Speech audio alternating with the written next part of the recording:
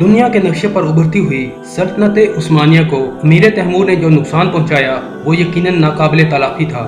امیر Timur نے سلطان بایزید اول کو جب شکست دی تو مسلمان یورپ کے کئی ممالک میں اپنا لوہا منوا چکے تھے، لیکن امیر تیمور اور سلطان بایزید اول کے درمیان ہونے والی جنگ نے یورپ میں بڑھتی ہوئی سلطنت عثمانیہ کی جڑیں کھوکھلی کر دیں۔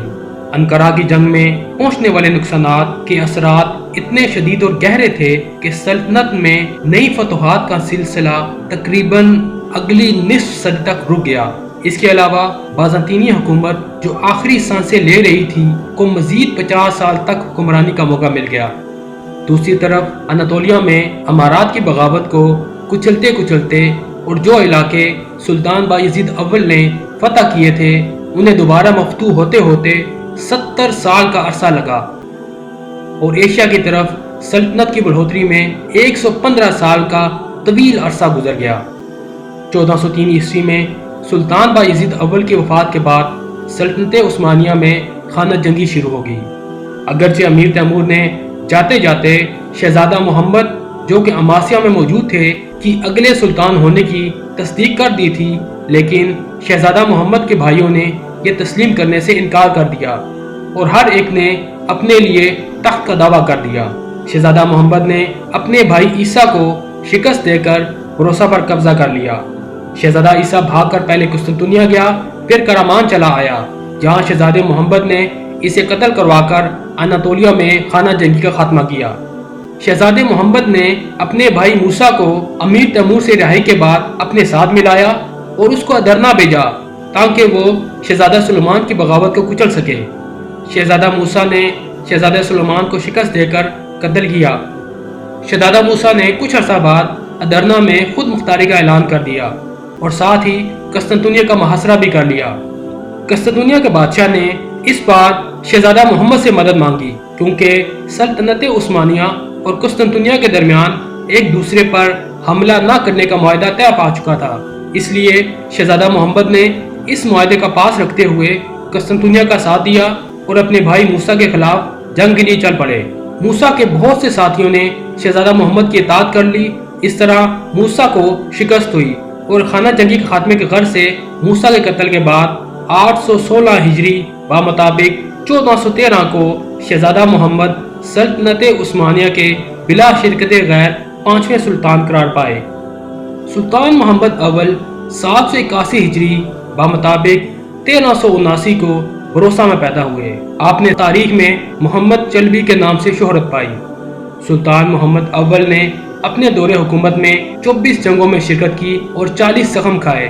سلطان محمد کا دور حکومت 8 سالوں پر محیط تھا جو سلطنت کے انتظامی امور کو درست کرنے اور بغاوتیں کچلنے میں صرف ہوا۔ آپ نے سلطنت کے شرازے کو بکھرنے سے بڑی مہارت سے قابو پایا، اسی لیے ان کو مؤسس ثانی یعنی دوبارہ بنیاد رکھنے والا بھی کہا جاتا ہے۔ آپ کا حزم و احتیاط اور صبر و برداشت آپ کو دوسرے سلاطین سے ممتاز کرتا ہے۔ اس کا اندازہ اس بات سے لگایا جا سکتا ہے کہ کرامان کے علاقے کے امیر نے جب خود مختاری کا اعلان کیا تو اسے گرفتار کر کے سلطان کے سامنے پیش کیا گیا تو سلطان نے اسے معاف کر دیا۔ واپس آ کر پھر اس نے بغاوت کی، پھر سلطان کے سامنے پیش کیا گیا تو سلطان نے دوبارہ اسے معاف کر دیا۔ سلطان محمد نے ایشیا اور یورپ کی بغاوتوں کو سر کیا اور ایشیا کے بعض امارات کو اطاعت پر مجبور کیا جن کو امیر تیمور نے بغاوت پر اکسایا تھا۔ یہ امارات دوبارہ عثمانی سلطنت کی اطاعت اور دوستی کا دم بھرنے لگی۔ سلطان محمد نے دارالحکومت ادرنا سے دوبارہ بھروسہ منتقل کیا۔ سلطان محمد کے زمانے میں ایک بہت بڑا فتنہ بدر الدین کی صورت میں ظاہر ہوا۔ بدر الدین نے مسلمان عالم کا روپ دھار رکھا تھا۔ وہ سلطان محمد کے بھائی موسیٰ کے لشکر میں تھا اور اس دور کے دولت عثمانیہ کے سب سے بڑے منصب قاضی العسکر کے عہدے پر فائز تھا۔ اسے شہزادہ موسیٰ نے اپنا مقرب خاص بنا لیا تھا جس کی وجہ سے وہ لوگوں کی عقیدتوں کا مرکز بن گیا تھا۔ اس نے بہت سے حرام کردہ اشیاء کو حلال قرار دے رکھا تھا۔ اس کے عقیدے کے مطابق سب انسان بھائی بھائی ہیں، تمام مذاہب یکساں اور برحق ہیں اور ان میں سے کسی ایک کی پیروی سے کائنات کے خالق اللہ رب العالمین کی رضا اور خوشنودی حاصل کی جا سکتی ہے۔ یہودیوں کی فری میسن کی تحریک کے بھی یہی عقائد تھے، جنہوں نے سلطان عبد الحمید ثانی کو معزول کروا کے ملک بدر کرا دیا تھا اور بعد میں فلسطین پر قبضہ کر کے اسرائیل کی بنیاد رکھی تھی۔ بدر الدین کی اس دعوت پر بہت سے جاہلوں، نا سمجھوں اور ابن الوقت لوگوں نے لبیک کہا۔ بدر الدین کے ایک مبلغ پیر کلیجہ جو دراصل یہودی تھا نے کافی انتشار پھیلایا۔ جب سلطان محمد کو اس کی خبر ملی تو انہوں نے اس کی سرکوبی کی اور وزیر خاص بایزید پاشا کے ہاتھوں اس کو شکست ہوئی اور اس کا خاتمہ کیا۔ اب سلطان محمد نے بدر الدین کو آڑے ہاتھوں لیا۔ بدر الدین کے حواریوں کی تعداد ہزاروں میں ہو گئی تھی۔ سلطان محمد اس فتنے کو ختم کرنے کی غرض سے بذات خود میدان جنگ میں کود پڑے۔ بدر الدین کے لشکر کو شکست ہوئی۔ سلطان محمد بہت محتاط اور دور اندیش تھے، اس لیے بدر الدین کو زندہ گرفتار کیا گیا۔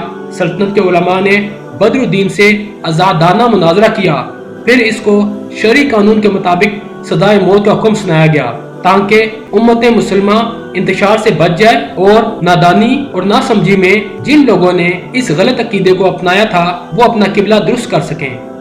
سلطان محمد پہلے سلطان تھے جنہوں نے امیر مکہ کی خدمت میں سالانہ ہدیہ بھیجنا شروع کیا۔